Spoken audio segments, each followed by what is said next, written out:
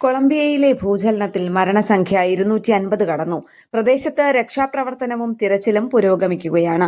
കൊളംബിയയിലെ കാപ്പിത്തോട്ടങ്ങൾക്കു പേരുകെട്ട റിസറാൾഡ മേഖലയിലാണ് വലിയ നാശനഷ്ടമുണ്ടായിരിക്കുന്നത്. 3900 പേരെ ഇതിനകം കാണാതായിട്ടുണ്ടെന്നാണ് റിപ്പോർട്ട്. ഏകദേശം 1600 കെട്ടിടങ്ങളെ ഭൂചലനം ബാധിക്കുകയും 5000-ലധികം വീടുകൾ നിലപതിക്കുകയും ചെയ്തു.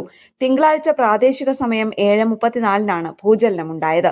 7.4 തീവ്രത രേഖപ്പെടുത്തിയ ഭൂചലനത്തിൽ 2600-ലധികം പേർക്ക് പരിക്കേറ്റു. കൊളംബിയ സർക്കാർ എക്കണോമിക് എമർജൻസി പ്രഖ്യാപിച്ചിരിക്കുകയാണ്. ദുരന്ത ബാധിത പ്രദേശങ്ങളിൽ അടിയന്തര സഹായവും പുനരധിവാസവും വേഗത്തിലാക്കുന്നതിന്റെ ഭാഗമായാണ് നടപടി.